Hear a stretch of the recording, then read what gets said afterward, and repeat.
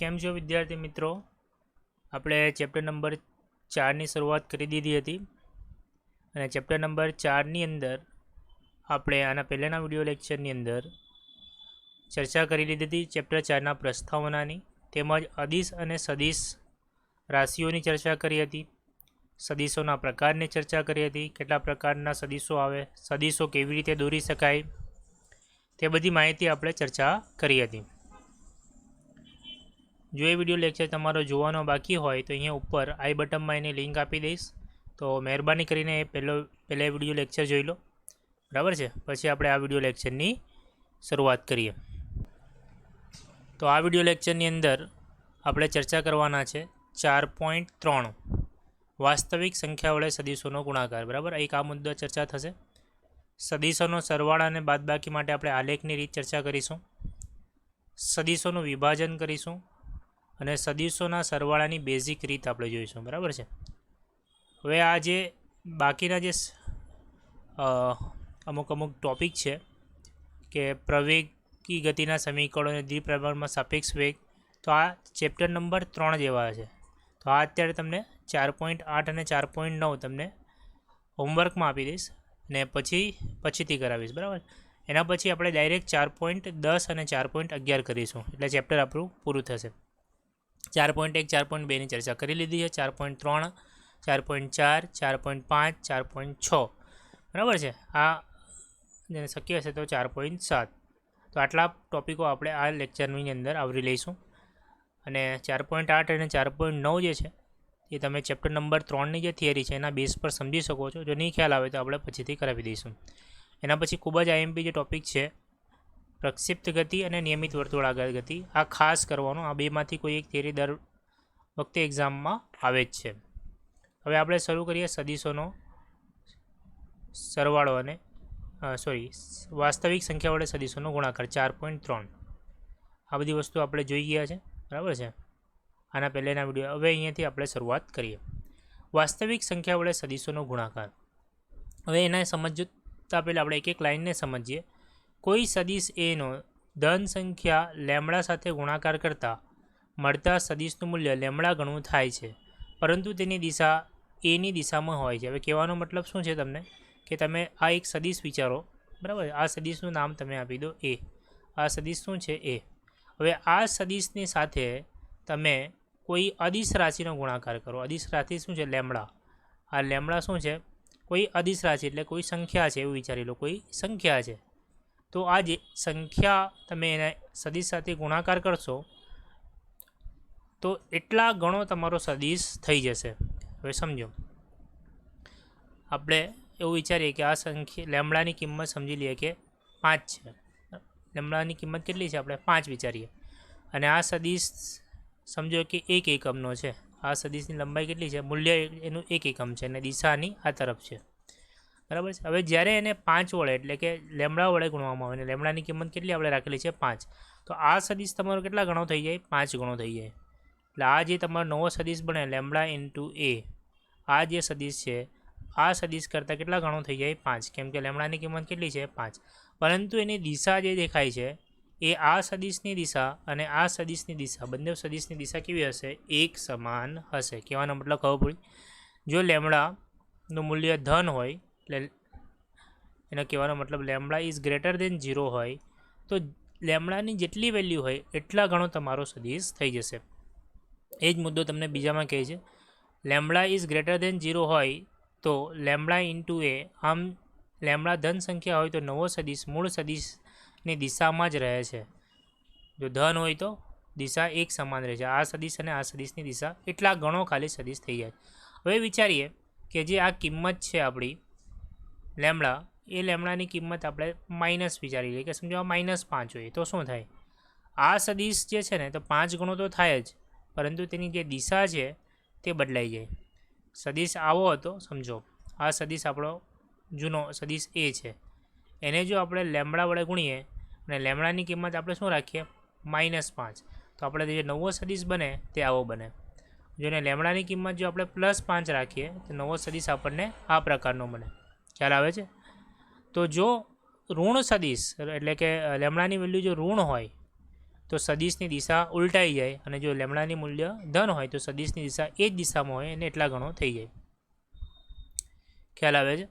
ચલો, એને આપણને એક ઉદાહરણ દ્વારા એ જ વસ્તુથી સમજાવવામાં છે. લેમડા ઇઝ ગ્રેટર દેન 0 એટલે કે લેમડા 0 કરતાં વધારે હોય તો સદિશ એને ધન સંખ્યામાં 2 ગુણવાથી મળતો પરિણામી સદિશ 2a વડે દર્શાવી શકાય. બરાબર છે? આ તમને ઉદાહરણ દર્શાવે છે કે સદિશ એ છે અને જો લેમડાની કિંમત આપણે કેટલી થાય 2, તો આ જે સદિશ છે તેનો બમણો થઈ જાય. દેખાય તમને એનો બમણો? પણ એની દિશા કેવી છે? એટલી જ છે. અને જો સદિશ સમજો આ સદિશ એ છે, બરાબર છે? આ સદિશ એ છે અને જો એને આપણે કોના વડે ગુણીએ? -1 વડે ગુણીએ. -1 એટલે લેમડાની કિંમત શું થઈ જાય? ઋણ છે. અને લેમડાની કિંમત જો ઋણ હોય તો સદિશની દિશા શું થઈ જાય? ઉલટાઈ જાય. બરાબર છે? અને એનું મૂલ્ય એટલું જ રહે, કેમ કે આપણે 1 વડે ગુણ્યો છે તો એનું મૂલ્ય એટલું જ રહે. અને જો -1/5 વડે ગુણીએ તો એનું 1/5 ગણવું અને દિશા કેવી થઈ જાય? વિરુદ્ધ. જો માઇનસ વડે ગુણીએ તો દિશા વિરુદ્ધ થઈ જાય, અને પ્લસ વડે ગુણીએ તો દિશા એટલી જ રહી, ખાલી એના મૂલ્યની અંદર વધારો થાય છે. બરાબર છે? અને 2-3 વસ્તુ તમારે બીજી યાદ રાખવાની છે કે સદિશ એ સાથે ગુણાકારમાં લેવાતા લેમડા ભૌતિક પરિમાણ ધરાવતો અદિશ પણ હોઈ શકે. જે લેમડા છે એ અદિશ પણ હોઈ શકે, અને લેમડા અને સદિશ એનો ગુણાકારથી મળતી નવી ભૌતિક રાશિને સદિશ જ હોય, તેથી તે મૂળ સદિશ દિશામાં હોય છે. એટલે કહેવાનો મતલબ એવો છે કે લેમડા અને સદિશ એ નો આ જે ગુણાકાર કરીએ છીએ આપણે, એનાથી જે નવી રાશિ મળે છે, નવી રાશિ એ હંમેશા શું હોય? સદિશ. આ લેમડા અદિશ છે, ભલે આ લેમડા શું છે? અદિશ છે, અને આ એ શું છે? સદિશ છે. આ બેનો તમે જે ગુણાકાર કરો છો એનાથી જે રાશિ મળે તે શું મળે? સદિશ જ મળે. જો આપણે જોઈએ વેગ અને સમય. વેગ સદિશ છે, સમય અદિશ છે, તો આપણને જવાબ શું મળે? સ્થાનાંતર. તો આ કેવા પ્રકારની રાશિ છે? સદિશ. દળ, બેક લઈએ, દળ અને વેગ. દળ કેવી છે? અદિશ, અને વેગ કેવો છે? સદિશ. તો આ બેનો જો ગુણાકાર કરીએ તો આપણને જે વેગમાન મળે છે તે કેવા પ્રકારની રાશિ મળે? સદિશ. કહેવાનો મતલબ એટલો જ છે કે અદિશ અને સદિશનો જો આપણે ગુણાકાર કરીએ તો આપણને સદિશ રાશિ મળે છે. અહીંયા તમારું વાસ્તવિક સંખ્યા વડે સદિશનો ગુણાકાર પૂરો થયો. જો તમને એવું કહેવામાં આવે કે વાસ્તવિક સંખ્યા વડે સદિશનો ગુણાકાર ઉદાહરણ વડે સમજાવો, તો અહીંયાથી અહીંયા સુધી તમારે લખવાનું રહેશે. ચલો, હવે આપણે નેક્સ્ટ ટોપિક પર જઈએ. આપણો જે નેક્સ્ટ ટોપિક છે સદિશના સરવાળા બાદબાકીની આલેખની રીત. તમને દેખાતું ન હશે તો મેં કહી દઉં. સદિશ, આ લખ્યું છે સદિશના સરવાળા અને બાદબાકીની આલેખની રીત. બરાબર છે? અને graphical method, addition and subtraction of vectors using graphical method. બરાબર છે? તો ગ્રાફિકલ મેથડ દ્વારા એટલે ગ્રાફનો ઉપયોગ કરીને આપણે કઈ રીતે સદિશનો સરવાળો અથવા બાદબાકી કરી શકીએ છીએ. આપણે એક એક કરીને મુદ્દાઓ જોતા જઈએ અને સમજતા જઈએ. હવે આપણને એક સદિશ આપણને આકૃતિમાં કંઈક આ પ્રકારનો આપેલો છે, તો આપણે સદિશ દોરી લઈએ. આ સદિશ એ છે, અને જરા કલર બદલીને બીજું સદિશ દોરો એટલે તમને વધારે ખ્યાલ આવે. અને આપણે કલર પસંદ કરી લઈએ યલો. બરાબર છે? યલો જરા સારો લાગે.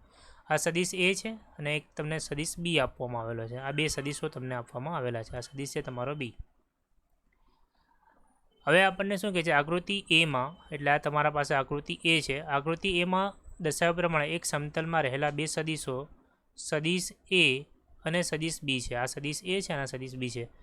અહીં રેખાખંડોની લંબાઈ સદિશનું માન દર્શાવે છે. એટલે આ જે રેખાખંડની જેટલી લંબાઈ છે એ લંબાઈ શું દર્શાવે છે? સદિશનું માન. એટલે લંબાઈ જેટલી વધારે એટલું જ એનું માન વધારે. બરાબર છે? હવે નેક્સ્ટ પોઈન્ટ આપણને શું કહે છે? હવે સદિશોનું સંયોજન એટલે કે સરવાળો મેળવવા માટે આપણે આકૃતિ બીમાં દર્શાવ્યા મુજબ સદિશ બીની પૂછ પર સદિશ એનો શીર્ષ રહે તે રીતે સદિશ બીને ગોઠવવામાં આવે છે. શું કહે છે? જરા આ લાઇનને પાછી તમને લાલ કલરના પેનથી અંડરલાઇન કરીને અથવા આપણે માર્ક હાઇલાઇટર લઈ લઈએ. આ લાઇન તમે ધ્યાનથી સમજજો. આ હાઇલાઇટરનો કલર પણ આપણે લાલ લઈએ અથવા બીજો કલર લઈએ જેનાથી તમને ખ્યાલ આવે. ચલો, આ કલર લઈ લઈએ. આટલી વસ્તુ આકૃતિ બીમાં દર્શાવ્યા મુજબ સદિશ બીની પૂછ પર સદિશ એનો શીર્ષ રહે તે રીતે સદિશ બીને ગોઠવવામાં આવે છે. આ લાઈન ખૂબ જ ઇમ્પોર્ટન્ટ છે, બરાબર છે. હવે આ લાઈન મેં તમને સમજાવું છું. હવે શું કહેવા માંગે છે? સદિશ આકૃતિમાં દર્શાવ્યા મુજબ સદિશ બી ની પૂછ પર સદિશ એની શીર્ષ રહે એ રીતે ગોઠવવામાં આવેલો છે. તો સમજો કે અહીંયા આપણે સૌથી પહેલાં એક ઉગમ બિંદુ માનવાનું, અને ઉગમ બિંદુ માન્યા પછી આપણે શું કરવાનું છે? સદિશ બી મેં કંઈક આ રીતે દોરી દઉં. આ તમારો સદિશ બી છે, અને અહીંયાથી તમારો આકૃતિમાં દર્શાવ્યા મુજબ સદિશ બી ના પૂછ પર સદિશ એનો શીર્ષ રહે, એટલે સદિશ બીનો આ પૂછ છે, એના પર આનો શું રહેવો જોઈએ? શીર્ષ રહેવો જોઈએ. આપણે એનો શીર્ષ કેવી રીતે મૂકીશું? વિચારો. સદિશ બીના, ચલો આપણે સમજીએ કે સદિશ બીના આપણે શું કરવાનું છે. જો સૌથી પહેલાં આપણે એક ઉગમ બિંદુ લીધું. ઉગમ બિંદુ હજુ બનાવવાનું નથી. સદિશ બી દોરી નાખ્યો. જે દિશામાં આમાં બતાવેલો છે એ જ દિશામાં મેં સદિશ અહીંયા બી દોરી લીધો છે, બરાબર છે. ખ્યાલ આવી ગયો? હવે આપણને શું કહે છે? સદિશ બીના પૂછ પર, એટલે આ સદિશ બીનું શીર્ષ થઈ જાય, આ એનું પૂછ થઈ જાય. તો સદિશ બીના પૂછ પર સદિશ એનો શીર્ષ રહે તે રીતે બીને ગોઠવવામાં આવે. તો સદિશ બીના પૂછ પર સદિશ એનો આપણે શું રાખવાનું છે? શીર્ષ રાખવાનું છે. બોલો કેવી રીતે રાખીશું? રેડ પેન લઈ લઈએ આપણે, વિચારીએ. આના ઉપર આપણે શું રાખવાનું છે? આ સદિશ એ આપણે દોરી દઈએ. આ સદિશને કંઈક આ રીતે આપણે ગોઠવી દેવાનો છે, બરાબર છે. તો સદિશ બીના પૂછ પર સદિશ એનો શીર્ષ આવી ગયો. સદિશ એ ખ્યાલ આવે છે. એના પછી આપણે શું કરવાનું છે? જ્યાંથી સદિશ એ શરૂ કર્યો ને એને આપણે ઉગમ બિંદુ કહી દેવાનું, બરાબર છે. અને સદિશ બી, બરાબર, આ સદિશ બી છે ને, સદિશ બીના શીર્ષથી બીજો કલર લઈએ તમને વધારે ખ્યાલ આવે. સદિશ બીના શીર્ષથી તમારે આ બિંદુ ઉપર એક આપણે સદિશ દોરવાનો, બરાબર છે. તો આ જે સદિશ તમને આપે છે આનું નામ આપી દઈએ OMN. આ જે ON સદિશ મળે છે તે સદિશ એ અને સદિશ બીનો શું આપે છે? સરવાળાનો જવાબ આપે છે. ખ્યાલ આવે છે તમને? ચલો બીજો એક આપણે ઉદાહરણ લઈએ તો તમને વધારે ખ્યાલ આવશે. અત્યારે તમારામાં કન્ફ્યુઝન થતા હો તો કંઈ ચિંતા કરવાની જરૂર નથી. સમજો એક આ સદિશ એ છે, બરાબર છે, અને એક સદિશ આવી રીતે બી છે. આ એ છે અને આ સદિશ બી છે. આ બે સદિશનો આપણે આલેખના રીતે સરવાળો કરવાનો છે. ખૂબ જ સરળ રીતે સમજાવું છું. તમારે એક ઉગમ બિંદુ ધારી લેવાનું, બરાબર છે. આ ઉગમ બિંદુ ધારી લેવાનું O, અને ઉગમ બિંદુ O પર આ સદિશ એ દર્શાવી દેવાનો આ રીતે, બરાબર. ઉગમ બિંદુ આ જ દિશામાં દર્શાવવાનો, એટલે આ સદિશ તમારો એ દર્શાવી દો. હવે સદિશ એના શીર્ષ પર આ સદિશ બીનો તમારે પૂછ મૂકી દેવાની આવી રીતે. આ તમારો સદિશ બી એ દિશામાં દર્શાવાઈ ગયો. આ તમારો સદિશ બી. હવે તમારે શું કરવાનું? સદિશ બીના શીર્ષથી ઉગમ બિંદુ પર એક સીધી રેખા દોરવાની, એક સ્ટ્રેટ લાઈન હોવી જોઈએ. તો આ તમને જે આપે છે એ તમને સદિશ એ વત્તા સદિશ બીનો જવાબ આપે છે. આ જે રેખા છે તમને સદિશ એ અને સદિશ બીનો તમને જવાબ આપે છે. આ રીતે તમે સરવાળો કરી શકો. આને આપણે સદિશ સરવાળાની ત્રિકોણની રીત કહીએ છીએ. આને શું કહીએ છીએ? ત્રિકોણની રીત. સદિશ સરવાળાની કઈ રીત છે? આ ત્રિકોણની રીત. આ રીતે તમે કોઈ પણ બે સદિશોનો સરવાળો કરી શકો છો. ખ્યાલ આવી ગયો? ચલો હવે આપણે આ રીતે આપણે આને બીજી રીત કઈ કહીએ છીએ? શીર્ષ પૂછની રીત કરીએ. અને આપણે બીજી કઈ રીતે ઓળખીએ છીએ? ત્રિકોણની રીત, શીર્ષ પૂછની રીત, બરાબર છે. તો આ રીતે આપણે અલગ અલગ નામથી તેને ઓળખીએ છીએ. હવે આપણે શું કરીએ? આ જે સદિશનો જે સરવાળાનો નિયમ છે તે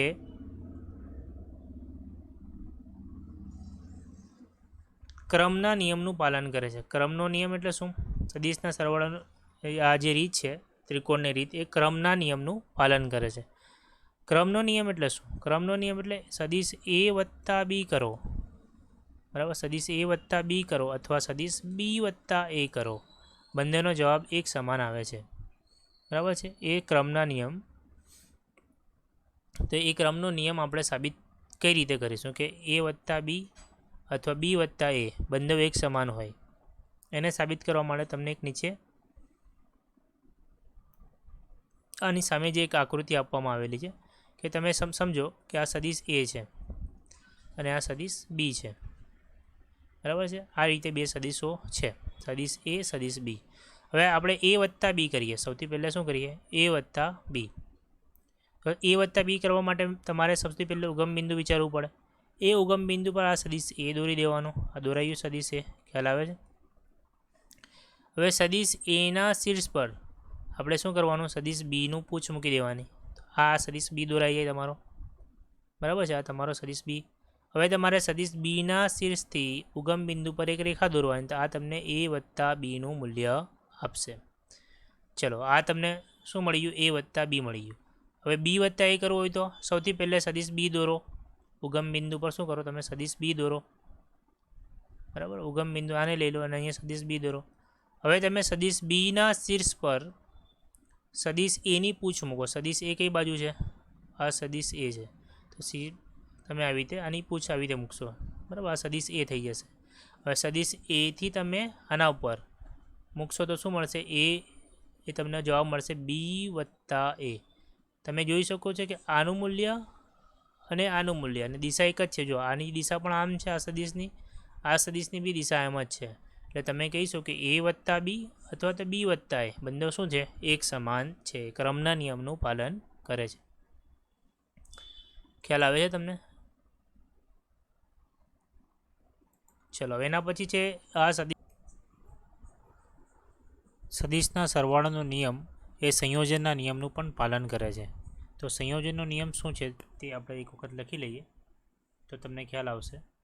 સંયોજન નિયમ એ છે કે તમે જો એ વત્તા બી સદિશ એ વત્તા બી લખો, પછી લખો પ્લસ સદિશ સી, અથવા તમે એવી રીતે લખો સદિશ એ વત્તા સદિશ બી પ્લસ સી.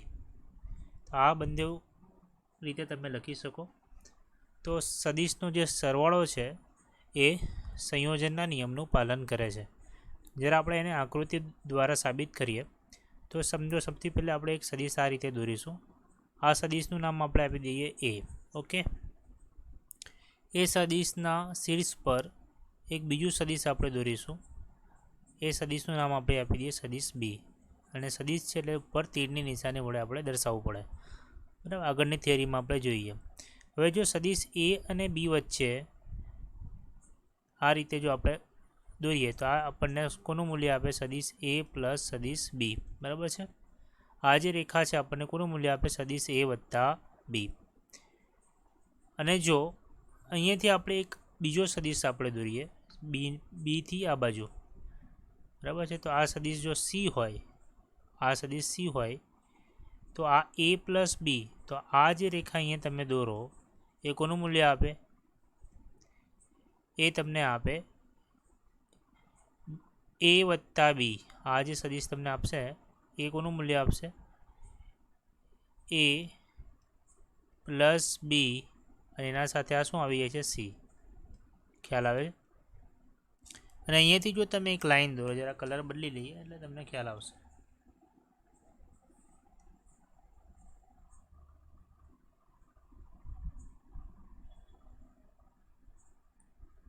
અને જો અહીંયાથી તમે એક લાઈન દોરો છો આ બિંદુ પર, દેખાય છે? આ તમારો સદિશ છે સી, અને આ જે સદિશ છે તમારો કયો સદિશ છે? આ તમારો બી સદિશ અને આ તમારો સી સદિશ. આ જે રેખા છે યલો કલરની એ કોનું મૂલ્ય આપશે? બી પ્લસ સીનું મૂલ્ય આપશે. યલો કલરની રેખા દેખાય તમને? બી પ્લસ સીનું મૂલ્ય આપશે. હવે તમે જરા ધ્યાનથી જોજો, આ તમારું બી પ્લસ સી, આ તમારું બી પ્લસ સી, અને આ તમારો સદિશ એ, બરાબર. તમને દેખાય યલો કલરની લાઈન? તો આ બેને જોડતો સદિશ અહીંયા એ જ ને એ જ બનશે. એનો જવાબ તમને શું મળી જશે? એ પ્લસ, એનો જવાબ તમને શું મળી જશે? એ પ્લસ બી પ્લસ સી. અને તમે અહીંયા જોઈ શકો છો કે આ બંને સામાન્ય રેખા જ છે. જો તમે એ વત્તા બી કાઉન્સ કરીને વત્તા સી કરો છો અને એ પ્લસ બી પ્લસ સી કરો છો, એ બંને એક જ રેખા મળે છે આપણને, બરાબર છે.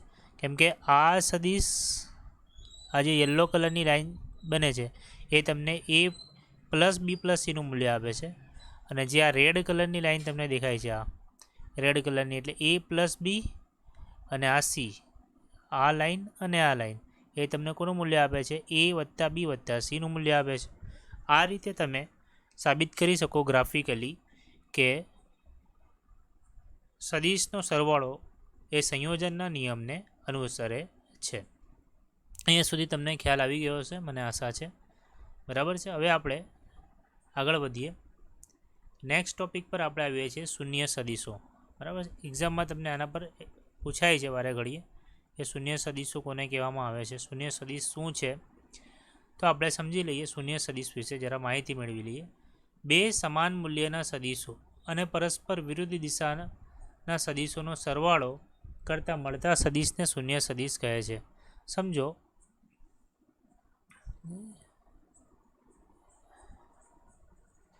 તમને એવું કહેવા માંગે છે કે તમે એક સદીશ લો, સમજો આ એક સદીશ છે, બરાબર છે. આ સદીશનું નામ આપી દઉં એ.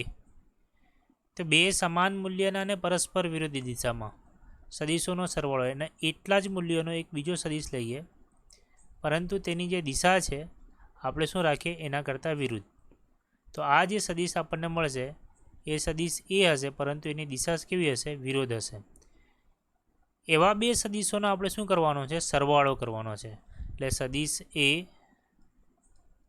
વત્તા માઇનસ સદીશ એ, બરાબર છે. આ બેનો જો તમે સરવાળો કરશો તો જવાબ મળશે શૂન્ય. આને તમે શૂન્ય સદીશ તરીકે ઓળખી શકો છો. શૂન્ય સદીશને તમે આવી રીતે દર્શાવી શકો છો. અહીં બે સદીશોના માન સમાન હોવા છતાં તે પરસ્પર વિરુદ્ધ દિશામાં હોવાથી પરિણામી સદીશ શૂન્ય માનનું મળે છે. એટલે જે તમને જે સદીશ મળ્યું તેનું માન શૂન્ય, એનું માન શૂન્ય હોય છે. શું હોય છે? એનું માન શૂન્ય હોય છે, બરાબર. શૂન્ય સદીશનું મૂલ્ય શૂન્ય હોવાથી તેની દિશા દર્શાવી શકાય નહીં. કેમ કે જો કોઈ આ શૂન્ય છે, હવે એની દિશા કઈ બાજુ દર્શાવશો? આમ આમ આમ આમ, એટલે એની દિશા દર્શાવી શકતા નથી.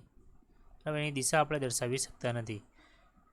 કોઈ સદીશ એને શૂન્ય સદીશ વડે ગુણતા પણ શૂન્ય સદીશ મળે. એટલે કહેવાનો મતલબ એ કોઈ સદીશ એ છે એને તમે ગુણાકાર કરી નાખો કોના સાથે? શૂન્ય સદીશથી, તો જવાબ તમને શું મળશે? શૂન્ય સદીશ.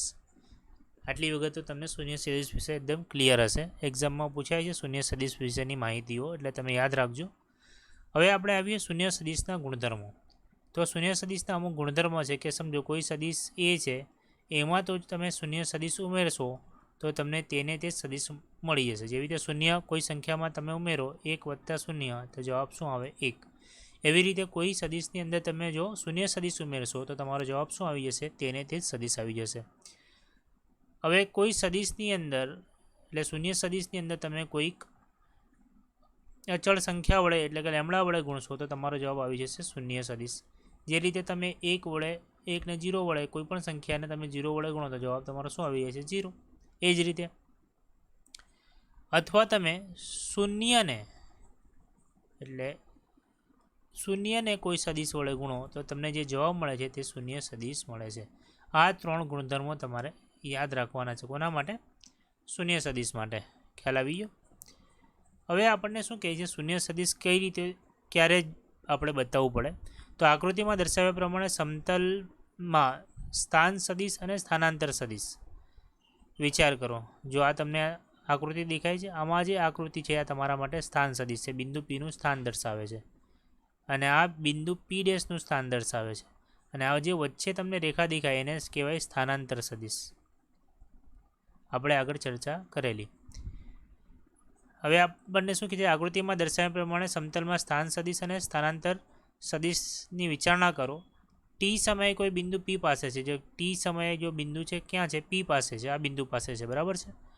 અને પી પાસે રહેલો એક પદાર્થ ગતિ કરીને પી ડેશ સુધી પહોંચે તો અહીંયાથી ગતિ કરીને અહીંયા સુધી એ પદાર્થ પહોંચે છે. પી ડેશ બિંદુ, આ તમારો જે બિંદુ છે પી ડેશ, અને ત્યાંથી ફરી પાછો, અને ત્યાંથી જે પી ડેશથી પાછો ફરીને ક્યાં આવી જાય છે? પી પર આવી જાય છે. ત્યારે તે પ્રારંભિક અને અંતિમ સ્થાન એક જ હોવાથી, એટલે તેનું પ્રારંભિક અને અંતિમ સ્થાન એટલે પી ડેશ પર આવ્યું અને પાછો પી પર આવી ગયો, તો એણે પીથી ગતિ કરી અને પી ડેશ પર પહોંચ્યો, અને પી ડેશથી ગતિ કરીને પાછો આવી ગયો, તો એક સદીશ આ બાજુનો એક સદીશ આ બાજુનો, તો જે આ મૂલ્ય મળે છે હવે સદીશનું સ્થાનાંતર સદીશનું એ શું મળી જશે? શૂન્ય, કેમ કે કોઈ પણ પ્રકારનું સ્થાનાંતર થતું નથી. તો આટલી વિગતો તમારે યાદ રાખવાની છે શૂન્ય સદીશ વિશે. ચલો હવે આપણે નેક્સ્ટ ટોપિક પર આવીએ. શૂન્ય સદીશ તમને સમજાઈ ગયો હશે. હવે આપણે આવીએ સદીશોની બાદબાકી.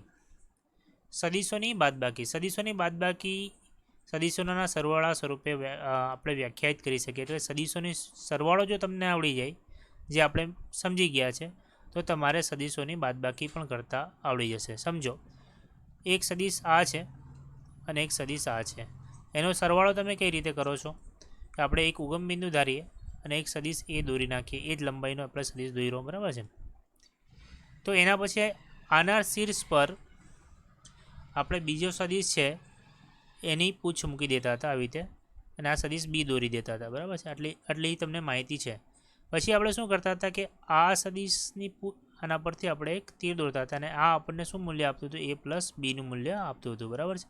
આવી રીતે આપણે સરવાળો કરતા હતા. હવે જો બાદબાકી કરવી હોય તો હવે મને એમ કોઈ કહે કે સદીશ એ માઇનસ બી કરો, સદીશ એ માઇનસ બી કરો, તો મારે શું કરવાનું? સરવાળો જ કરવાનો. જો આ સદીશને મેં કંઈક આવી રીતે પણ લખી શકું, એ પ્લસ માઇનસ બી, એટલે આ પ્લસ માઇનસ માઇનસ થઈ જાય. તો મારે કરવાનો છે સરવાળો જ હવે, બરાબર છે? પરંતુ શું કરવાનું છે? સદીશ એનો વિરોધી સદીશ લઈ લેવાનો છે, અને એને સદીશ બીનો વિરોધી સદીશ લઈ લેવાનો છે, અને એને સદીશ એમાં ઉમેરી દેવાનો છે. હવે એ વત્તા બી જો મારે કરવું હોય તો મારે શું કરવું પડે? જો એની બાદબાકી કરું છું, સદીશ એ માઇનસ બી. કેવી રીતે કરવાનું? મારે સદીશ એ એમને એમ જ જો મેં એવી રીતે દોરી દઉં, સદીશ એ મારે એમને એમ જ દોરી દેવાનો, બરાબર? આ સદીશ એ મેં એમને એમ જ દોરી દીધો, ખ્યાલ આવે છે? હવે મેં શું કરા? સદીશ બી છે ને, સદીશ બી આ દિશામાં છે, તો મારે તો સદીશ બીનો વિરોધી સદીશ જોઈએ. તો એના કરતાં વિરોધી દિશામાં મેં એક સદીશ વિચારી લેવા, એટલે આ સદીશ બીનો શું થઈ જાય? વિરોધી સદીશ થઈ જાય. આ સદીશ બીનો શું થઈ જાય? વિરોધી સદીશ. તો મેં સદીશ બીની જગ્યાએ આના શીર્ષ પર એના વિરોધી દિશામાં કંઈક આ દિશામાં મેં સદીશ બનાવવા, આના શીર્ષ પર મૂકીને આ મને શું મળી જાય? સદીશ માઇનસ બી. હવે એના પૂછ પર આને આવી રીતે જો મેં મૂલ્ય મૂકીશ તો આ મને કોનો જવાબ આપશે? સદીશ એ માઇનસ બીનું મૂલ્ય આપશે. ખ્યાલ આવી ગયો તમને? તો સદીશ એ વત્તા બી જ કરવાનું છે તમારે, સદીશ એ વત્તા બી જ કરવાનું છે. ખાલી તમારે સદીશ બીનું વિરોધી સદીશ લઈને એમાં ઉમેરી દેવાનો છે. એ જ તમને અહીંયા એક ઉદાહરણ દ્વારા સમજાવેલું છે, તમે વાંચજો, બરાબર? તમને ખ્યાલ આવી જશે. મેં તમને બેઝિક આખી માહિતી આપી દીધી. તમારે એક્ઝામમાં કોઈ પણ ઉદાહરણ દ્વારા તમે એને સમજાવી શકો. તો આ રીતે તમે સદીશોની બાદબાકી કરી શકો છો. Very good. ચલો હવે આપણે નેક્સ્ટ ટોપિક પર જઈએ. આઈએમપી ટોપિક છે, એક્ઝામમાં વારે વારે આવે છે અને ઘણી બધી થિયોરીમાં આનો ઉપયોગ થાય છે. ધ્યાનથી સમજજો. સદીશોનો સરવાળો કરવા માટે અત્યાર સુધી આપણે જે રીત વાપરતા હતા તે ત્રિકોણની રીત અથવા શીર્ષ પુર્છની રીત કહેતા હતા આપણે. હવે એક બીજા સરવાળા કરવાની રીત છે, તેને આપણે સમાંતર બાજુ ચતુષ્કોણની રીતનો ઉપયોગ કરીને આપણે સરવાળો કરવાનો છે, બરાબર છે? તો આ સમાંતર બાજુ ચતુષ્કોણની રીતનો ઉપયોગ કઈ રીતે થાય છે જરા સમજી લઈએ. ધારો કે કોઈ સદીશ એ અને બી જેમનો સરવાળો કરવા માટે બંને સદીશની પૂછ આકૃતિમાં દર્શાવ્યા મુજબ કોઈ એક બિંદુ ઓ પર લેવામાં આવે છે. સમજો, અહીંયા તમને સમજાવતો જાઉં. સમજો આ એક સદીશ એ છે, અને આપણે બી નામ આપી દઈએ અને આને એ, કેમ કે આપણે આકૃતિ સાથે મેચ થઈ જાય. આ સદીશ એ છે અને આ સદીશ બી છે. આ બે સદીશનો આપણે શું કરવાનો છે? સરવાળો કરવાનો છે. કઈ રીતથી? ચતુષ્કોણની રીતથી. ત્રિકોણની રીતથી નથી કરવાનો, બરાબર? ત્રિકોણની રીતથી તમને આવડી ગયું. તો એમાં એનો પહેલો સ્ટેપ છે આપણે સરવાળો કરવા માટે. જો આપણે ચતુષ્કોણની રીતનો ઉપયોગ કરીને સરવાળો કરવો હોય તો પહેલો સ્ટેપ શું છે? સદીશ એ અને બીને આપણે કોઈક ઉગમ બિંદુ ઓ વિચારવું પડે. આમાં શું વિચારવું પડે? પહેલે ઉગમ બિંદુ ઓ. પહેલામાં બી આપણે ઉગમ બિંદુ વિચારતા, પણ આમાં ઉગમ બિંદુમાંથી જ બંદેવની પૂછ બહાર નીકળશે. તો સદીશ એ આનામાંથી આપણે આવી રીતે બહાર કાઢી દેવાનો છે, જે દિશામાં સદીશ એ છે, અને ઉગમ બિંદુમાંથી જ સદીશ બી આપણે બહાર કાઢવાનો છે. વેરી ગુડ, સમજ પડી ગઈ હશે તમને. આની અંદર આપણે ઉગમ બિંદુમાંથી જ પહેલાંમાં આપણે શું કરતા હતા? આના શીર્ષ પર બીજા બીને ચડાવી દેતા હતા, અને આમાં આપણે શું કરીએ છીએ? બંનેને ઉગમ બિંદુમાંથી જ કાઢીએ છીએ, બરાબર? પહેલો સ્ટેપ તમને ખબર પડી ગયો છે. અને તમે ઉગમ બિંદુ ઓ હવે બીજા સ્ટેપમાં તમારે શું કરવાનું છે, હવે સદિશ એના શીર્ષથી સદિશ બીને સમાંતર એક રેખા દોરવામાં આવે. સદિશ એના શીર્ષ એટલે આનો શીર્ષ, સદિશ એના શીર્ષથી સદિશ બી એટલે આ સદિશને સમાંતર એક આપણે રેખા દોરીએ. બરાબર છે, અહીંયા સુધી ખ્યાલ આવી ગયો. સદિશ એના શીર્ષથી સદિશ બીને સમાંતર રેખા આપણે દોરી દીધી. ખ્યાલ આવ્યો. આને કંઈ નામ આપી દો, આ રેખા છે PS. આ જે રેખા તમને બની તેને શું નામ આપી દઈએ, PS. હવે શું કહે છે, એક રેખા બીને પછી સદિશ બીને સમાંતર એક રેખા દોરવામાં આવે તથા બીના શીર્ષથી એને સમાંતર. હવે બીના શીર્ષથી એટલે આના શીર્ષથી આપણને વાત કરે છે, શીર્ષ એટલે બીના શીર્ષથી એને સમાંતર એક રેખા દોરીએ. બરાબર છે, એટલે તો બીને સમાંતર એના શીર્ષથી એક રેખા દોરી. હવે બીના શીર્ષથી સદિશ એને સમાંતર રેખા દોરી એટલે આ બે સમાંતર રેખાઓ થઈ જશે. ખ્યાલ આવે છે, આ બે રેખાઓ દોરાઈ ગઈ અને આપણે એક નામ આપી દઈએ એનું સારું, OP. અહીંયા એનું કંઈક તમે અને ક્યુ નામ આપી દો, આ S છે, આ P, એટલે તમે કહી શકો OQSP. આ આખો એક ચતુષ્કોણ બની ગયો. બરાબર છે. હવે તમારે શું કરો, આ ચતુષ્કોણ પૂરું કરો. બરાબર. હવે જે બિંદુ પર આ બંને રેખાઓ એકબીજાને છેદે છે, આ બિંદુ પર કયા બિંદુ પર છેદે છે, બંને રેખાઓ S બિંદુ પર છેદે છે, તેને ઉગમ બિંદુ O સાથે જોડો. ટૂંકમાં આપણે શું કરવાનું છે, આ ઓને અને આ જે બંદો એકબીજાને છેદે છે તે બંદોને આપણે જોડી દેવાના છે એક રેખા વડે. અને આપણે શું કરીએ, એક રેખા વડે આપણે એને જોડી દીધી. જરા અલગ કલર પસંદ કરું એટલે તમને ખ્યાલ આવશે. હવે આને આપણે આને આનાથી જોડી દીધી. ખ્યાલ આવ્યો, એટલે વિકર્ણ દોરી દીધો. હવે આપણે શું કહીએ છીએ, આકૃતિમાં દર્શાવ્યા મુજબ O થી છેદન બિંદુ S સુધી દોરેલો વિકર્ણ OS ની દિશામાં પરિણામી સદિશ R મળે. તો આ જે યલો કલરની જે લાઈન છે ને તમને, એ જ તમને જવાબ આપે છે R, એટલે કે પરિણામી સદિશ. એટલે એનું મૂલ્ય હશે A+B. ખ્યાલ આવે છે, ખબર પડી? તો આ જે રીત છે એને આપણે કહીએ છીએ ચતુષ્કોણની રીત. શું કર્યું, પહેલાં આપણે એક ઉગમ બિંદુ વિચાર્યું, ઉગમ બિંદુથી સદિશ A દોરી લીધો, એના પછી સદિશ B દોરી લીધો, પછી સદિશ Aના શીર્ષ પરથી બીને સમાંતર એક રેખા દોરી. બરાબર છે. અને સદિશ બીના શીર્ષ પર સદિશ એને સમાંતર એક બીજી રેખા દોરી. પછી એ બંને રેખા જે બિંદુ પર છેદે છે તે બિંદુથી અને ઉગમ બિંદુને એક રેખા દોરી. એ જે રેખા આપણને જવાબ આપે છે તે કોનો જવાબ આપે છે, સદિશ A વત્તા બીનો જવાબ આપે છે. બરાબર છે. આકૃતિમાં સદિશ A વત્તા બીને પરિણામી સદિશ મેળવવા માટે ત્રિકોણનો નિયમ દર્શાવેલો છે. આ આકૃતિ પરથી સ્પષ્ટ છે કે બંને સમાન પરિણામ મળે છે. આમ સદિશના સરવાળા માટે ત્રિકોણની રીત અને સમાંતર બાજુ ચતુષ્કોણની રીત એકબીજાને સમતુલ્ય છે. એટલે તમે ત્રિકોણની રીત કરો કે સમાંતર બાજુ ચતુષ્કોણની રીત કરો, બંનેમાં જે તમને જવાબ મળે છે A વત્તા B, એ બંનેમાં તમને એક સમાન જવાબ મળશે. બરાબર, ખાલી બંને રીત અલગ અલગ છે. ખૂબ જ MP થિયરી છે, તમને ખબર પડી ગઈ હશે. સદિશના સરવાળા માટે ચતુષ્કોણનો નિયમ આપણે કઈ રીતે ઉપયોગ કરી શકીએ છીએ. ચલો હવે આપણે નેક્સ્ટ ટોપિક પર આવીએ, સદિશોનું વિભાજન. ચલો તો આપણે વાત કરતા હતા સદિશોનું વિભાજન. તો સદિશોની વિભાજનની અંદર આપણે એક ઉદાહરણ દ્વારા સમજીશું કે સદિશોનું વિભાજન શું છે અને તે કેવી રીતે થાય.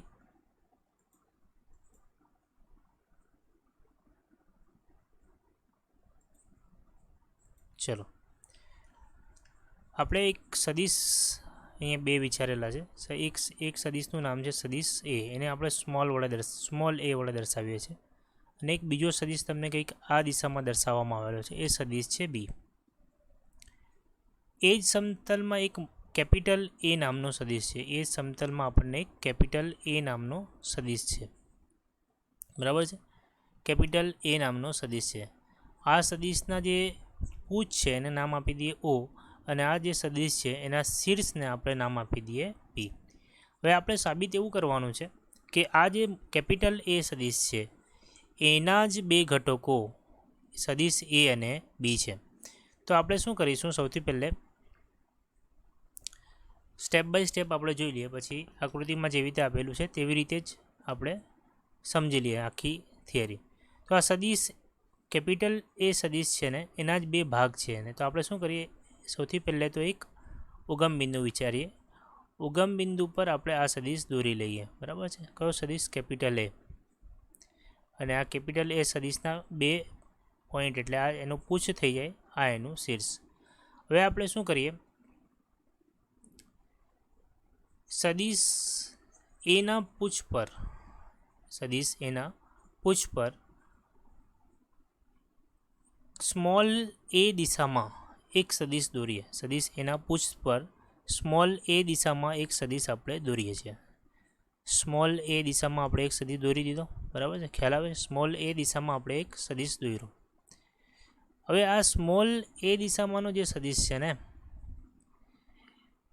એના કરતાં એ દિશામાં જરા લાંબો સદિશ દોરીએ. કેમ કે આપણને સાબિત કરવાનું છે કે સદિશ એના જ બે ઘટકો છે, તો એના કરતાં જરા લાંબો સદિશ દોરીએ. ખ્યાલ આવે છે? તો આ સદિશ એ જ છે, પરંતુ આપણે શું કરેલું છે, એમાં લેમ્બડા જેટલા અચળાંક વડે ગુણી નાખ્યું. તો આ સદિશની દિશા સમાન રહેશે, પરંતુ એનું મૂલ્ય શું થઈ જશે? મોટું થઈ જશે. બરાબર છે. તો આપણે એક સદિશ દોરી દીધો. હવે આપણે તે જ રીતે સદિશ એના શીર્ષ પર એટલે કેપિટલ એના શીર્ષ પર સદિશ બીની દિશામાં, સદિશ બીની દિશામાં એટલે સદિશ બીની દિશા ઉપરની તરફ છે. તો જો સદિશ બીની દિશામાં જો સદિશ બી દોરીએ આપણે, તો સદિશ બી તો આટલો જ દોરાય. તો સદિશ બી આપણાથી આટલો જ દોરાય. તો આપણે જો બિંદુ પી સુધી પહોંચવું હોય એના અંદર આપણે આટલું મૂલ્ય ઉમેરવું પડે. તો આ જે સદિશ પી બનશે, આ જે સદિશ બી બનશે, એટલે કે એના અંદર આપણે કોઈક અચળાંકનો ગુણાકાર કર્યો તો આપણને આ મળી ગયો. બરાબર. હવે આ વસ્તુ શું દર્શાવે છે? આ સદિશ અને આ સદિશનો સરવાળો દર્શાવે છે. ત્રિકોણના નિયમ પરથી તમે કહી શકો કે આ સદિશ એ લેમ્બડા એ વત્તા ન્યૂ બી એટલે કે સ્મોલ બી ન્યૂ બીના સરવાળા સ્વરૂપમાં હોય છે. ખ્યાલ આવ્યો તમને? કે આના પરથી તમે દર્શાવી શકો કે આ જે કેપિટલ સદિશ એ છે એના જ બે ઘટકો છે આ સદિશ સ્મોલ એ અને સ્મોલ બી. એના અંદર અમુક આપણે અચળાંકને જો ગુણાકાર કરી નાખીએ તો આપણને સદિશ એ મળી જાય. એ જ આપણે આમાં સાબિત કરવાનું છે. અને લેમ્બડા અને ન્યૂ એ શું છે? વાસ્તવિક સંખ્યા છે, બીજું કંઈ નથી. શું છે? વાસ્તવિક સંખ્યા. એ જ આખી થિયરી તમને અહીંયા સ્ટેપ બાય સ્ટેપ સમજાવવામાં આવેલી છે. બરાબર છે. હવે તમે એનું નામ આપી દો કંઈક, તો તમે નામના સ્વરૂપમાં બી લખી શકો સદિશ એ. સદિશ એનું નામ શું આપી શકો? ઓપી. તો તમે અહીંયા લખી દો ઓપી. સદિશ લેમ્બડા એ આનું નામ તમે કંઈક અહીંયા આપી દો. અહીંયા સમજો આનું નામ આપણે ક્યુ આપી દઈએ, તો આ તમારું થઈ જાય ક્યુ. તો આ તમને મળી જાય સદિશ આ લેમ્બડા એ એની જગ્યાએ તમે શું લખી શકો? ઓ ક્યુ. બરાબર. આના પરથી લખું છું ન્યૂ બી એટલે આ સદિશ છે, તેનું નામ થઈ જાય ક્યુ પી. તો તમે એને ક્યુ પી આ સદિશ આ સ્વરૂપે પણ તમે લખી શકો છો. કહેવાનો મતલબ એટલો જ છે કે આ જે સદિશ એ છે એના બે ભાગ પાડીને આપણે સ્મોલ એ અને સ્મોલ બી સદિશ એના જ ભાગમાં આપણને મળી શકે છે, તેના જ ઘટકો છે. તમને ખ્યાલ આવી ગયો હશે ને? આખી થિયરી તમે આના પરથી સમજી ગયા હશો. બરાબર છે. ચલો હવે આપણે નેક્સ્ટ પોઈન્ટ પર આવીએ, એકમ સદિશો. આ પણ આઈએમપી થિયરી છે અને એનું મહત્ત્વ ઘણું છે. એકમ સદિશો તમને વારે ઘડીએ પૂછાય છે એક્ઝામમાં. 1 માર્કમાં કદાચ પૂછાઈ જાય કે એકમ સદિશો કોને કહેવામાં આવે છે, કેવી રીતે દર્શાવવામાં આવે છે.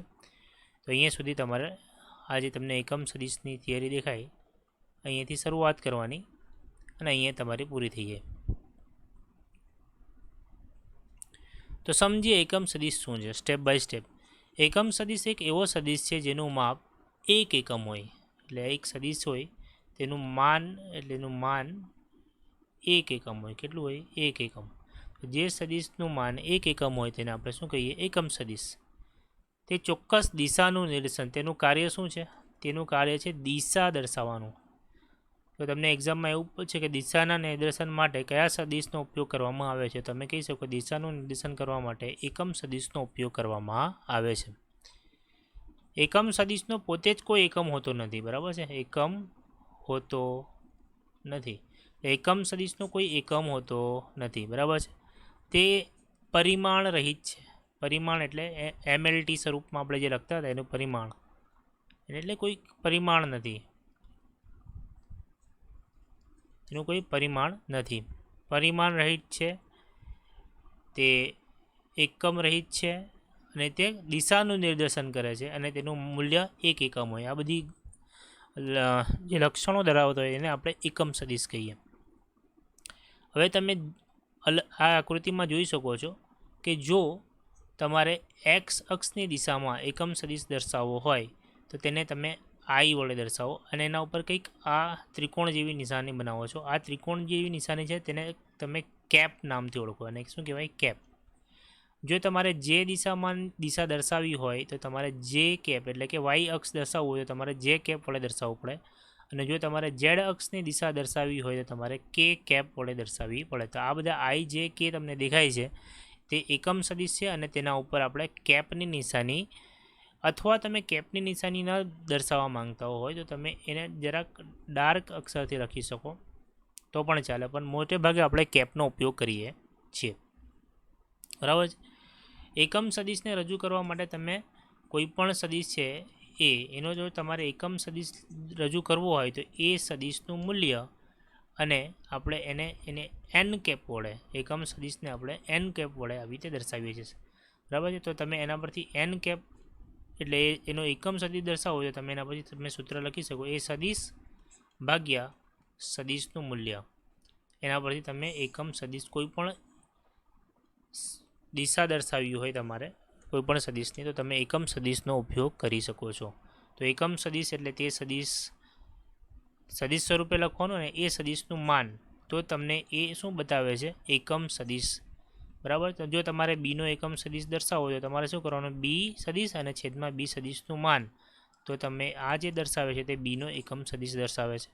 જો તમારે કોઈ સમજો ઝેડનો એકમ સદિશ દર્શાવવો હોય તો તમારે શું કરવાનું? ઝેડ સદિશ અને છેદમાં ઝેડ સદિશનું મૂલ્ય. આટલી વિગતો તમને ખ્યાલ આવવો જોઈએ. અહીંયા સુધી તમને ખબર પડી ગઈ એકમ સદિશ કોને કહેવામાં આવે છે, એકમ સદિશનો ઉપયોગ શું છે અને એકમ સદિશનું માન કેટલું હોય છે, એક એકમ. તો આપણે આ જે દેખાય છે તમને આઈ જે કે એને માનાંકમાં મૂકીએ તો બધાનું મૂલ્ય કેટલું મળે આપણને? 1 મળે. આઈ આપણને શું દર્શાવે? એક્સ અક્ષની દિશા. જે આપણને શું દર્શાવે? વાય અક્ષની દિશા. અને કે આપણને શું દર્શાવે છે? ઝેડ અક્ષની દિશા દર્શાવે છે. આટલી માહિતી તમને ક્લિયર હોવી જોઈએ. હવે આપણે નેક્સ્ટ પોઈન્ટ પર આવીએ. નેક્સ્ટ પોઈન્ટનો જે આપણો સવાલ છે તે અહીંયાથી ચાલુ થાય છે. નીચે તમને સવાલ આપેલો છે, આ બધી વિગતો ઇરેઝ કરી નાખું છું. ચાલો, અહીંયાથી તમારો નેક્સ્ટ ક્વેશ્ચન ચાલુ થાય છે અને નેક્સ્ટ પોઈન્ટ ચાલુ થાય છે. અહીં એકમ સદિશ પૂરું થઈ ગયું. સદિશોનું પરસ્પર લંબ ઘટકમાં વિભાજન. કે લંબ ઘટકમાં વિભાજન એટલે શું? કે એક સદિશ છે એના બે અલગ અલગ લંબ ઘટકો આપણે પાડીને મેળવવાના છે. તો જોઈએ, લંબ યામાક્ષ પદ્ધતિમાં એકમ સદિશનો ઉપયોગ કરી કોઈપણ સદિશના અક્ષોનું દિશામાં સરળતાથી આપણે લંબ વિભાજન કરી શકીએ છીએ. લંબ વિભાજન કઈ રીતે કરી શકીએ છીએ આપણે ડિટેલમાં સમજીએ.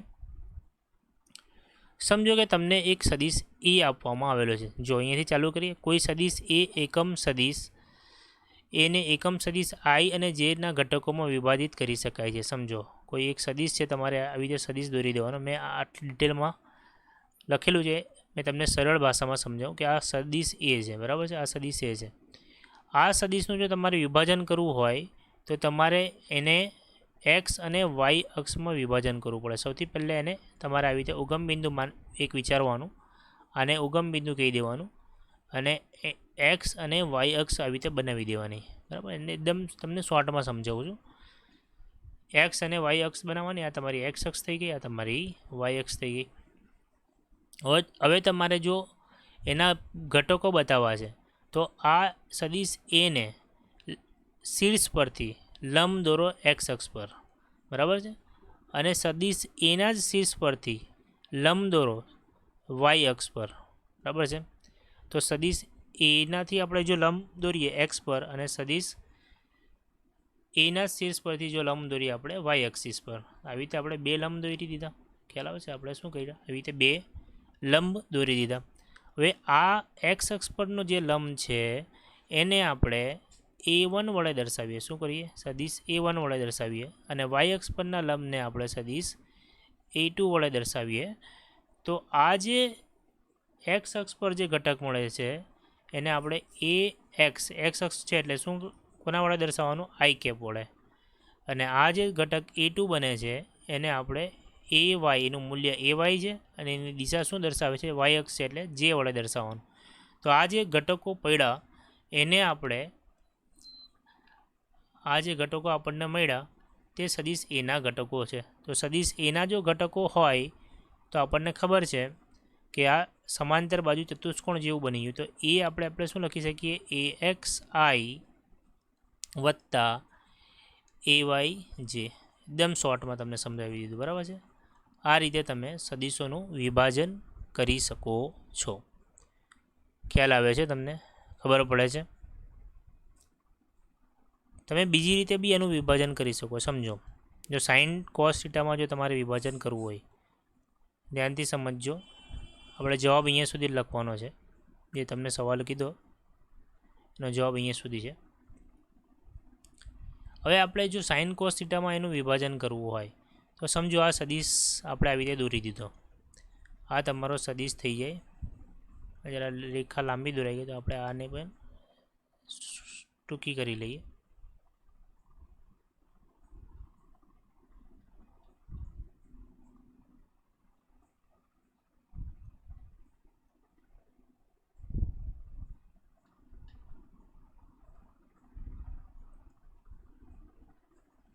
ચલો, તો આપણે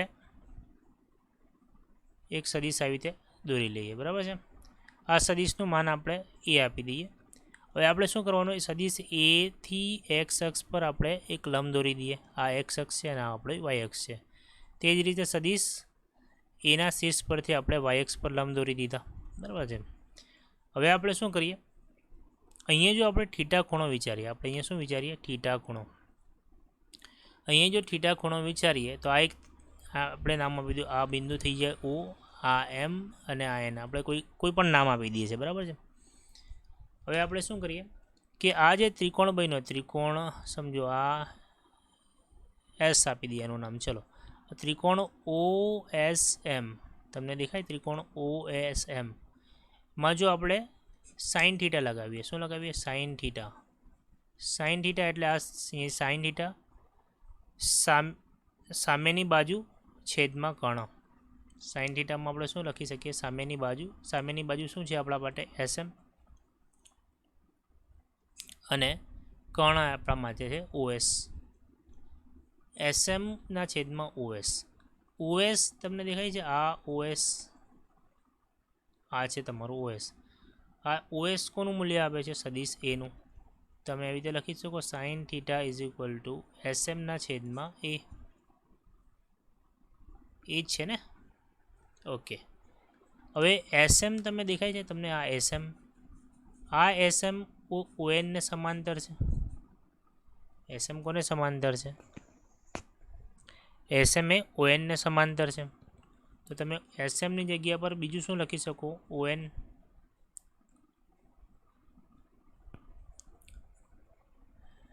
ખ્યાલ આવે છે?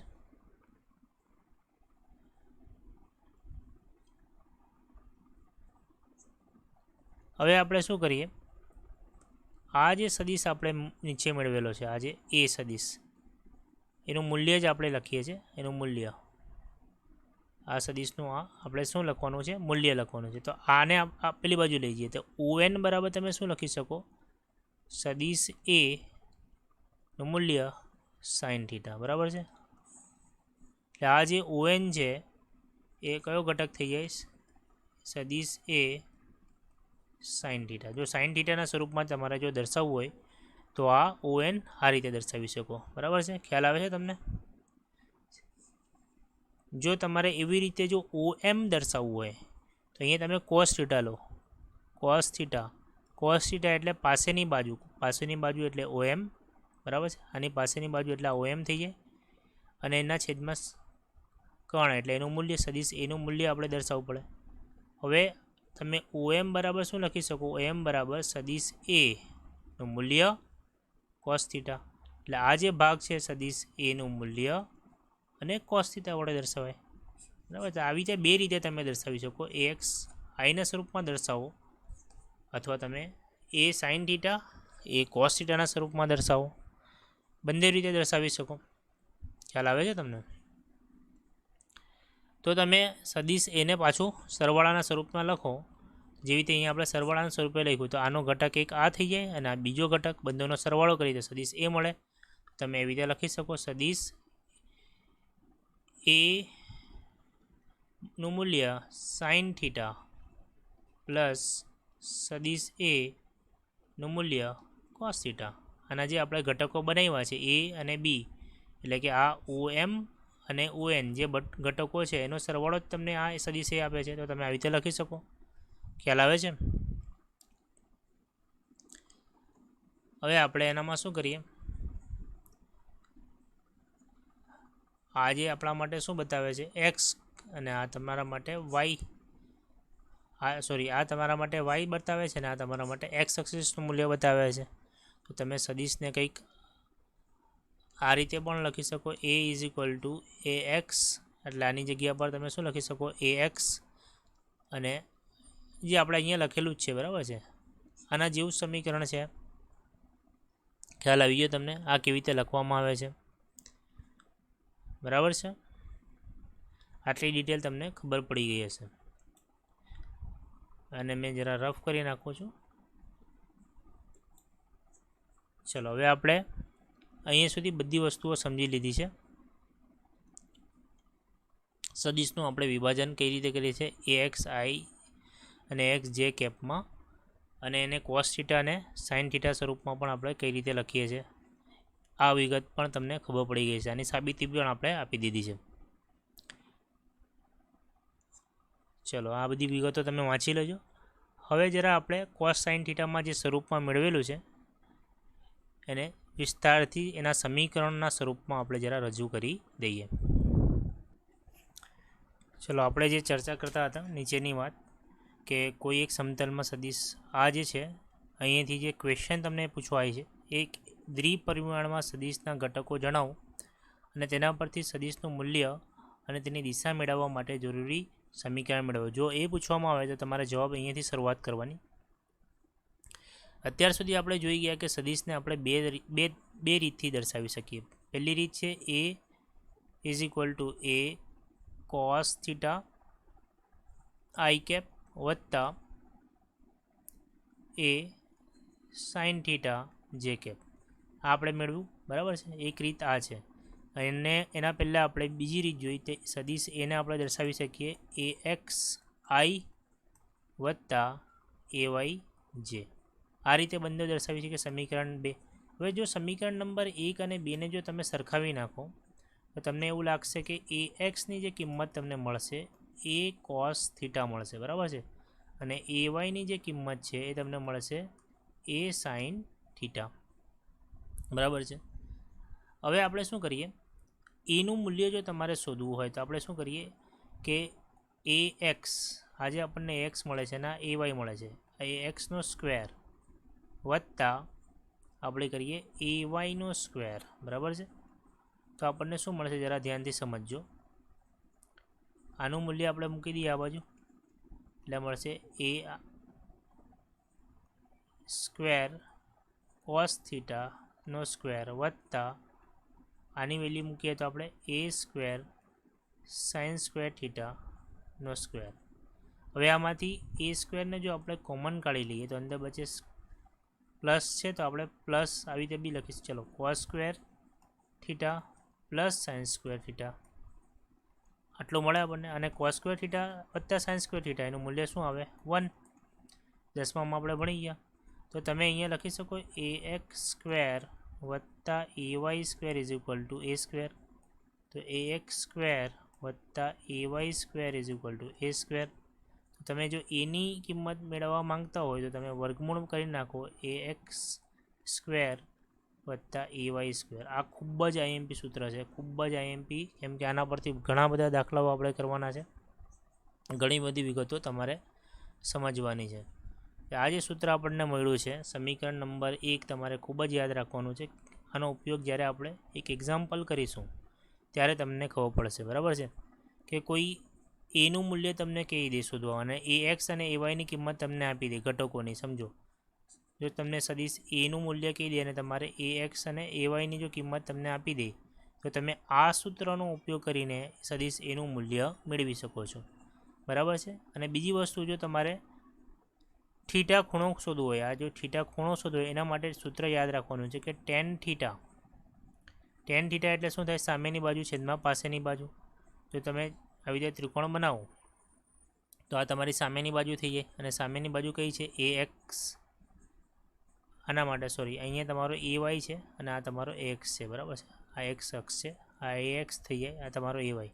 તો આ તમારી સામેની બાજુ એટલે એ વાય, એટલે તમે લખી શકો એ વાય. એના પછી છેદમાં લખો પાસેની બાજુ. પાસેની બાજુ શું છે? એ એક્સ. તો એ એક્સ એ વાયના છેદમાં એ એક્સ એ તમને થીટા એટલે કે આ ખૂણાની કિંમત આપે છે. તમે આવી રીતે બી લખી શકો, થીટા બરાબર ટેન ઇનવર્સ એ વાયના છેદમાં એ એક્સ, બરાબર છે. આ અહીંયા સુધી તમારે લખવાનું છે, બરાબર છે. ખ્યાલ આવી ગયો તમને? ખૂબ જ. એ જ વસ્તુ આપણે ત્રિપરિમાણમાં લખેલી છે. આગળ આપણે જે સાબિત કર્યું તે દ્વિપરિમાણમાં હતું. હવે ત્રિપરિમાણમાં જો સદીશ હોય, ત્રિપરિમાણ એટલે એક્સ વાય ઝેડ અક્ષને અનુલક્ષીને તમે સદીશ દોરો તો એના આવી ત્યાં ઘટકો પડશે, બરાબર. 3 અલગ અલગ દિશામાં ઘટકો પડશે, વાયને અનુલક્ષીને, ઝેડને અનુલક્ષીને, એક્સને અનુલક્ષીને. તો સૂત્રમાં જરાક ફેરફાર આવી જશે કે અહીંયા તમારે એક ટર્મ બીજી ઉમેરાઈ જશે. અહીંયા એ ઝેડ સ્ક્વેરની ટર્મ આપણે પહેલે જે લખેલું એમાં શું હતું? સદીશ એનું જે મૂલ્ય શોધતા હતા એમાં એ એક્સ સ્ક્વેર વત્તા એ વાય સ્ક્વેર હતું. જો ત્રિપરિમાણમાં હોય તો એમાં શું ઉમેરાઈ જશે? એ ઝેડ સ્ક્વેર, બરાબર છે. ખ્યાલ આવી ગયો? આટલી વસ્તુ તમારે ધ્યાનમાં રાખવાની છે, બરાબર છે. અહીંયા સુધી આપણને ખબર પડી. આજે તમને જે સવાલ પૂછવામાં આવે આવી રીતે પૂછવામાં આવે, એનો જવાબ તમારે અહીંયા સુધી લખવાનો છે. હવે આપણે આવીએ સદીશોનો સરવાળાની બેઝિક રીત પર, કે સદીશોનો સરવાળો કઈ રીતે કરી શકાય. આપણે સદીશોના સરવાળાની આલેખની રીત જોઈએ અત્યાર સુધી. તો સદીશોના સરવાળાની આલેખની રીત તમને જરા કંટાળાજનક લાગતી હશે કે એક સદીશનો એક ઘટક લો, પછી આવી રીતે સદીશ બનાવો, અને પછી એને લંબ દોરો, લંબ દોરીને એના ઘટકો પાડો, ઘટકો પાડીને પછી એનો સરવાળો લો. તો એની જગ્યાએ એક સદીશોની બેઝિક રીત છે સરવાળા બાદબાકીની, તે આપણે સમજી લઈએ. કે કોઈ સદીશ સમજો એ છે, તો એને આપણે કઈ રીતે દર્શાવી શકીએ? આગળ આપણે જોયું તો એ સદીશના બે ઘટકો આપણે એક્સ આઈ કેપ વત્તા એક્સ વાય જે કેપના સ્વરૂપે આપણે દર્શાવી શકીએ. અને કોઈ બીજો સદીશ બી છે, બરાબર છે. એ સદીશના ઘટકો આપણે બી એક્સ એટલે એનો એક્સ દિશામાંનો ઘટક અને એનો વાય દિશામાંનો ઘટક આપણે કંઈક આવી રીતે દર્શાવી શકીએ. તો જો આપણે એ વત્તા બી મેળવવું હોય, સદીશ એ વત્તા બી, તો એને પરિણામી સદીશ પણ કહેવાય, એટલે સદીશ આર વડે પણ દર્શાવવામાં આવે છે. એ મેળવવું હોય તો આપણે શું કરવાનું? આ જે તમને રકમ આપેલી છે એની ડાયરેક્ટ કિંમત મૂકી દેવાની. એટલે એ એક્સ આઈ વત્તા એ વાય જે, બરાબર છે. આ કિંમત કોની થઈ ગઈ? એની. વત્તા આપણે શું કરીએ? બીની કિંમત મૂકીએ. બીની કિંમત આપણને શું મળી જાય? બી એક્સ આઈ વત્તા બી વાય જે. આવી રીતે તમે લખી શકો, બરાબર છે. હવે શું કરશો? આ બે સમીકરણમાં તમે એક્સવાળા પદોને એકસાથે લખી દો. ચલો અહીંયાથી આપણે સોલ્વ કરીએ. અહીંયા સુધી અહીંયા આપણા પાસે સારી એવી જગ્યા છે, તો અહીંયા જગ્યા જરા બનાવી લઈએ.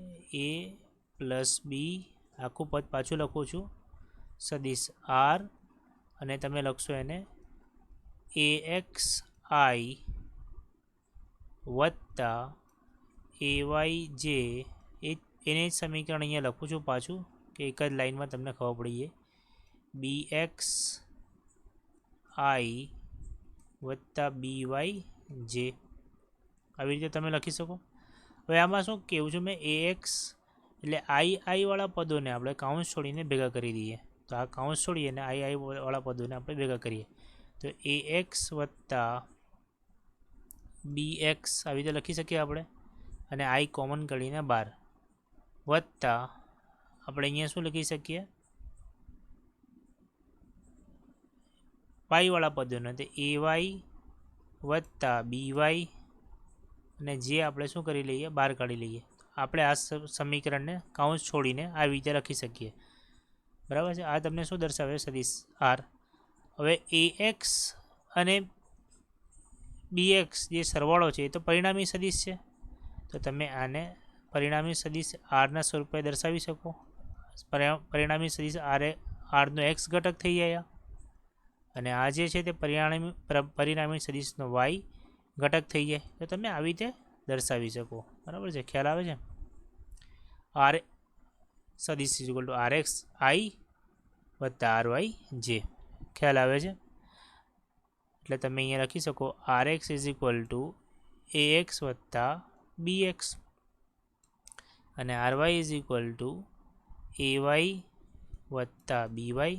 આવી રીતે તમે જવાબ લખી શકો છો, બરાબર. આ રીતનો ઉપયોગ કરીને તમે કોઈ પણ સદિશનો સરવાળો કરી શકો છો. આપણે નાના નાના એક્ઝામ્પલ લઈશું ત્યારે તમને વધારે ખ્યાલ આવશે. જો ત્રિપરિમાણમાં હોય તો એની કિંમત તમે સમજો આવી રીતે દર્શાવો.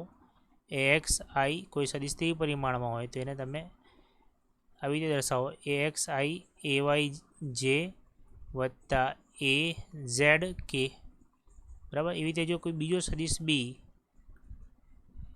ત્રિપરિમાણમાં હોય તો તમે એને દર્શાવો બી એક્સ આઈ વત્તા બી વાય જે વત્તા બી ઝેડ કે. હવે જો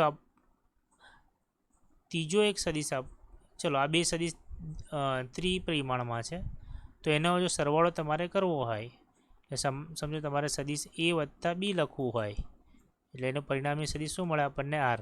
તો આ બંનેનો આપણે શું કરવો પડે સરવાળો. તો એ અને બીની આપણે જો કિંમત મૂકી દઈએ તો આપણને મળે એ એક્સ આઈ વત્તા એ વાય જે વત્તા એ ઝેડ કે.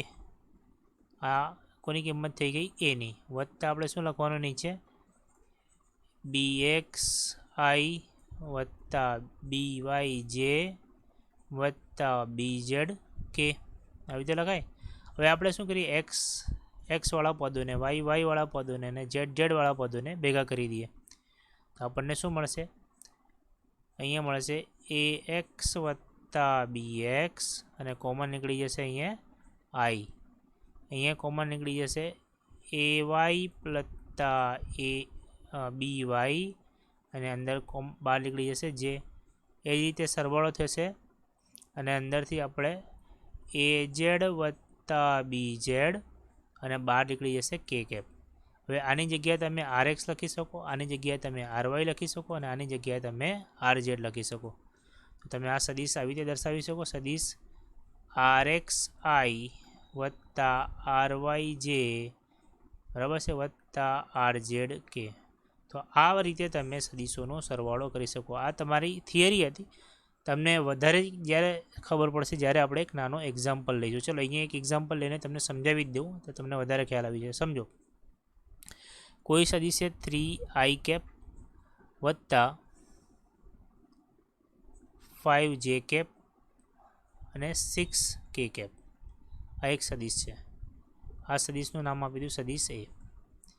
એવી રીતે બીજો એક સદિશ છે, એનું મૂલ્ય છે 4i કેપ વત્તા 3j કેપ વત્તા 1k કેપ. હવે એ વત્તા બી જો આપણે કરવું હોય, સદિશ એ વત્તા બી, એટલે કે આપણે આનું પરિણામી સદિશ મેળવીએ છીએ. આપણે શું કરીએ છીએ પરિણામી સદિશ મેળવીએ. તો તમારે શું કરવાનું, આઈવાળાને કોમન લઈ લેવાનું. એટલે આઈવાળા 3 છે તો 3 વત્તા 4 કરી દેવાનું, અને આઈ કેપ 12 લખી દેવાના. જે કેપવાળાને સાથે લખી દેવાના 5 વત્તા 3 અને 12 લખી દેવાનું જે કેપ. અને કેવાળાને સાથે લખી દેવાના, એટલે 6 વત્તા 1 12 લખી દેવાનું કે કેપ. તો આ રીતે તમે સરવાળો કરી શકો. 4 ને 3 7, બરાબર છે. 7 આઈ કેપ, 5 ને 3 8 જે કેપ, અને 6 ને 1 7 કે કેપ. તો આ જે આપણને એ વત્તા બી મળે છે, આ પરિણામી સદિશ મળે છે. આ જે આપણે સરવાળો કર્યો એ કઈ રીત હતી, આપણે સદિશ સરવાળાની બેઝિક રીત, બરાબર છે. તો તમે આ રીતે તમે સદિશ સરવાળાની બેઝિક રીતનો ઉપયોગ કરી શકો છો. આપણે એક એક્ઝામ્પલ દ્વારા પણ તમને સમજાવી દીધું છે, બરાબર, કે બેઝિક રીત કઈ રીતે ઉપયોગ થાય છે. બરાબર છે. તો આપણે આ વિડીયોની અંદર અહીંયા સુધી રાખીએ. બરાબર છે. હવે નેક્સ્ટ વિડીયોની અંદર આપણે જે બે મહત્ત્વની થિયરીઓ છે, પ્રક્ષિપ્ત ગતિ અને વર્તુળાકાર ગતિ, બરાબર છે, એ બે થિયરીઓ જોઈશું. અને એક સમતલમાં જે ગતિ છે એની અંદર આપણે વેગ પ્રવેગ એના સૂત્ર મેળવવાના છે. તો વેગ પ્રવેગના સૂત્ર આપણે ચેપ્ટર નંબર 3માં પણ મેળવેલા છે. આમાં ખાલી આપણે સદિશ સ્વરૂપે મેળવવાના છે. બરાબર. તો તમે ટ્રાય કરજો સમતલમાં ગતિના જે સમીકરણો છે જાતે કરવાનું. બરાબર છે. આના કેમ કે આપણા પાસે એના માટે સમય નથી. તમે ચેપ્ટર નંબર 3માં ભણેલા જ છો. બરાબર છે. તો તમને વાંધો નહીં આવશે. તમે શું કરજો, આના પછી જે વિડીયો આવશે પ્રક્ષિપ્ત ગતિ અને વર્તુળ, એ બે થિયરી એકદમ પાકી કરી નાખજો. અને અત્યાર સુધી જે ચેપ્ટર ચાલ્યું છે અને એ બે થિયરી થશે એટલે તમારું ચેપ્ટર પૂરું થઈ જશે. બરાબર. એના પછી આપણે ચેપ્ટર નંબર 5 પર આવીશું. Thank you very much. ચેનલને સબસ્ક્રાઈબ કરો, લાઇક કરો વિડીયોને, અને તમારા મિત્રોને શેર કરો. એક્ઝામ પહેલાં બધા વિડીયો તમારા જોવાઈ જવા જોઈએ. અને એક્ઝામ પહેલાં મેં તમને દાખલાઓ પણ પૂરા કરવાની ટ્રાય કરીશ. Thank you very much.